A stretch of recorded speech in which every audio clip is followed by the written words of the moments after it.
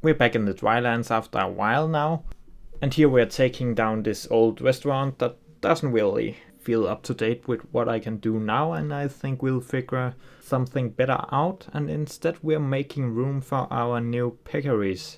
And here we are expanding on this natural looking wall. It's not really a new technique this, I've used it many times before, and I think even a lot of people have kind of moved on from making natural looking walls like that and use other objects now, but I still quite like it. I'm very comfortable with that technique, and then I try to improve it a bit from time to time. It's always a bit weird to work in this zoo now. I think it's getting close to 3 years old, at least 2.5, and it has been a very ongoing project for me, so I've been redoing a lot of stuff in it. I have still a lot of builds that look way too outdated for what I can do now, so I still really like it, but it's always a bit complicated for me to work in it. Want it to fit in with what is already here, but I also still want to build the best I can, so sometimes I feel like I might be holding myself back a bit when I build in this zoo, which can worry me a bit, but I also kind of want to finish this, even though I don't think I ever will, but I at least want to get it to a state where it feels finished, and then we can expand on it from there. But right now there's a lot of ideas I have never gotten around to do, and a lot of areas I still want to redo and so on, and a lot of animals I still want to add. So it's a very on and off thing for me, and now I just feel like I'll go into it when I feel like it. If I don't feel like it, then we work on something else. I can never really let this project die. I like it too much for that. I like the concept. I like how when I started this we had I think less than 10 species that really made sense for this concept, and now there's a lot actually. But the peccary, which we are building for here today, is one of those species I have wanted for this zoo from the start. It's ideal for this project, an iconic desert species from North America and a North American area at the moment. It's not really that big at the moment, but also a lot of the species are it's a bit of a stretch to call them desert animals. I got beavers and raccoons and skunks, so I really need some more iconic desert species for this to make sense.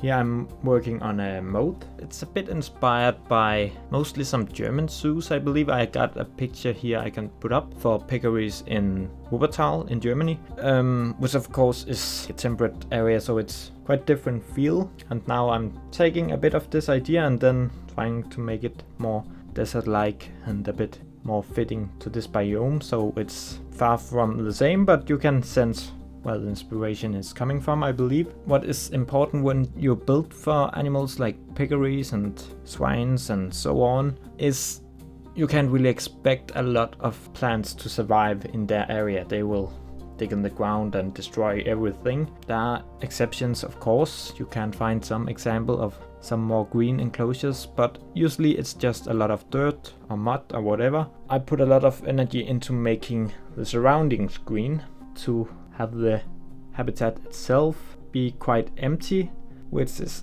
always a bit problematic in this game because details is everything when you want to build something that looks good. So when you end up with something without plants, and plants are really some of the best ways to make something detailed, especially with grass and small bushes and so there's a lot of that, and then it usually ends up looking really good.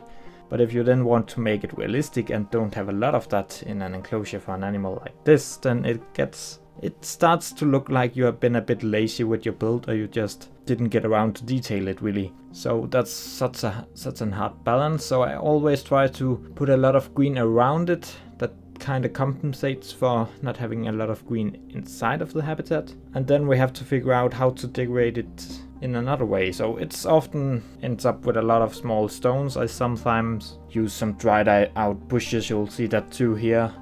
Good thing with the peccaries is they also have the moth bath. We'll add that later too. Then I just have to use a lot of rock work and so on to make something going on in there which is not plants, because a lot of plants in there would just not be very realistic, especially not in a zoo that is already placed somewhere dry. Chances of them surviving in there would not be very good. Then we got a small building over here. I will change this several times.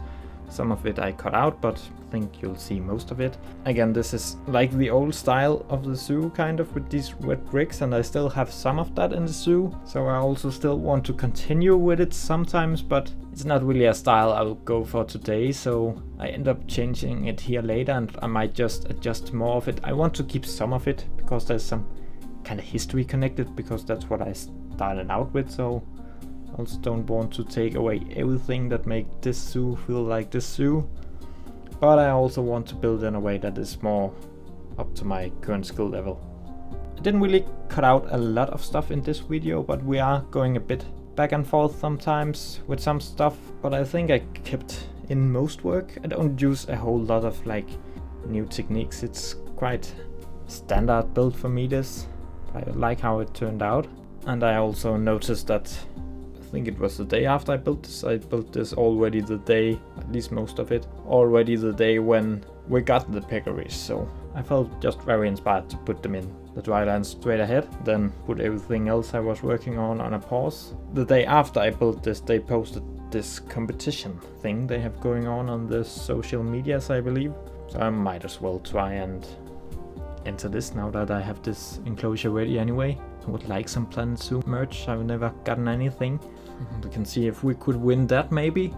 Yeah, as I mentioned, I put a lot of stuff on pause to build this. I'm planning some more exhibit builds. They've been doing great for my channel lately. A lot of new people seem to have come here, so a very big welcome to you. So I'll keep going with some exhibit builds, but of course not everybody is interested in that, so I'll also keep doing stuff like this. And I have some more general videos planned that are not really in-game stuff. And what I will do next, I'm a little unsure at the moment. Maybe I'm gonna continue a bit more on the Drylands now. It's fun to be in here again. It's still in a bit of a bad shape after I moved the whole zoo to a new map. Don't do that. I mean, it worked out. I really like the new background we have instead of those huge canyon thing that is going on in the desert map. Now we have this more prairie-like feeling. It fits this zoo much better. But all my habitats are broken. Like the beaver habitat next to this one, which only just now you can maybe even sense there's no path going on over there. I've fixed that now here, more or less. It could be a little better, but it's quite tricky to get that the right way again. And there are a lot of stuff like that in this zoo still. I just haven't gotten around to fix after I moved the whole thing. But some stuff will be completely redone anyway. I kind of want to do a whole new jaguar enclosure.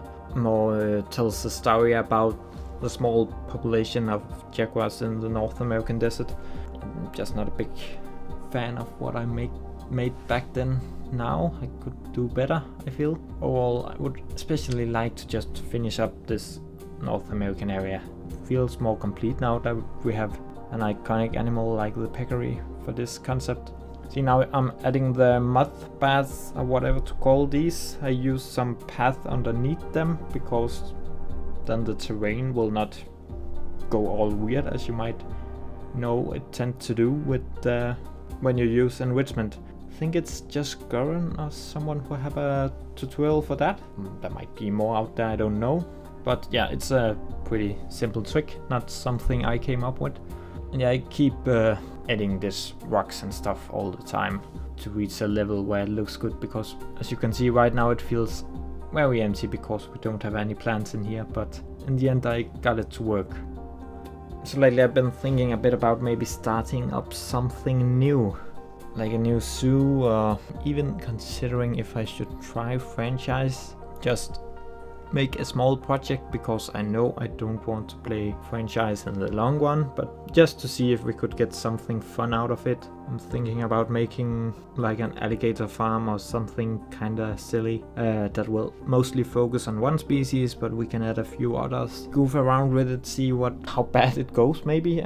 I don't even necessarily want it to go well. Could see the fun in just playing a bit around with it, making a bit of a different type of videos.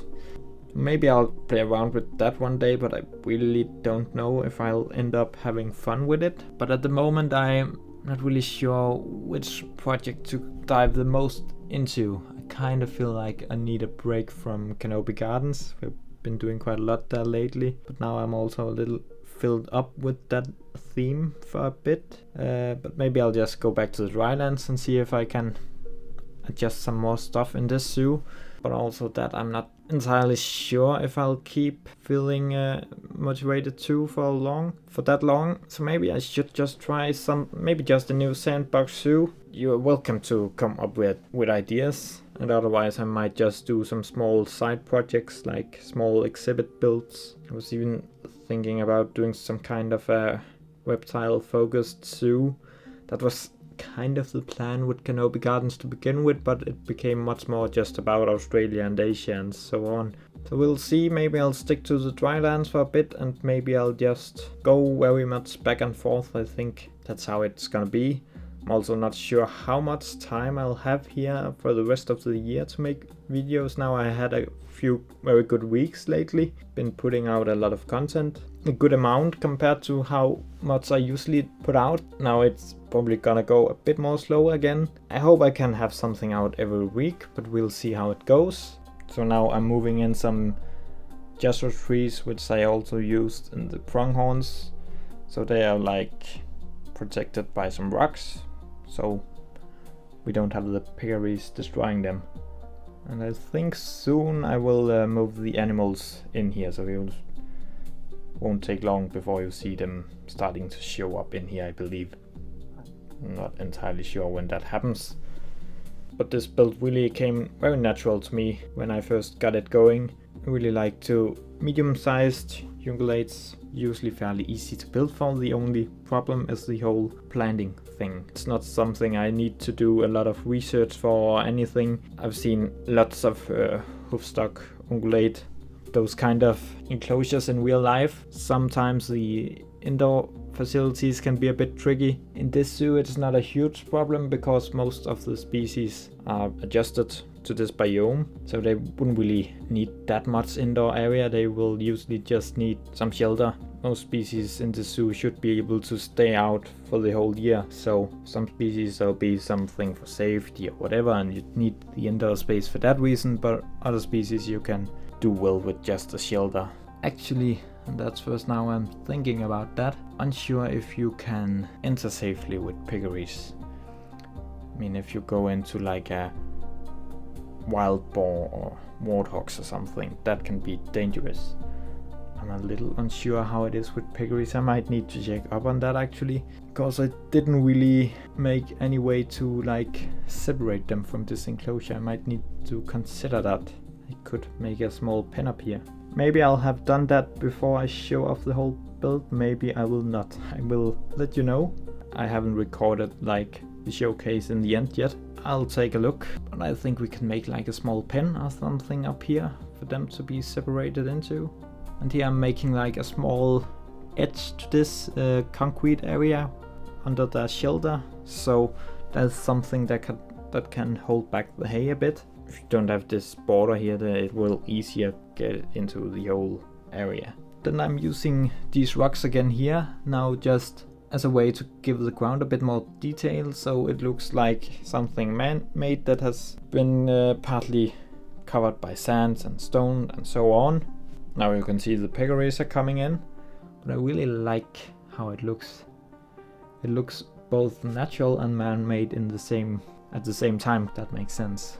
But it gives a lot of detail to the ground without having to do a whole lot of playing around with decals or whatever else you would be doing. This was a quite easy way to do this. So just make sure your terrain is partly covering it, so there are like natural borders to it, if that makes sense.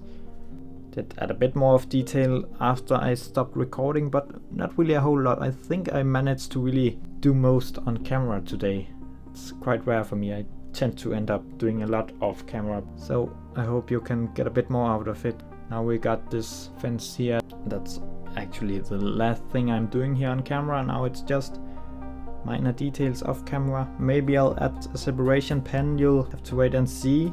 And otherwise that is actually this build. Then we'll jump to cinematics in a moment. I don't think I'll say anything there. It was really fun to build for this species, my most wanted ungulate probably, that we finally have in Planet Zoo. A really great anniversary gift. So big thank you to Frontier for that. But thank you for stopping by, and I hope you want to stay. Don't forget to leave this video a like and subscribe to the channel if you like what I'm doing here.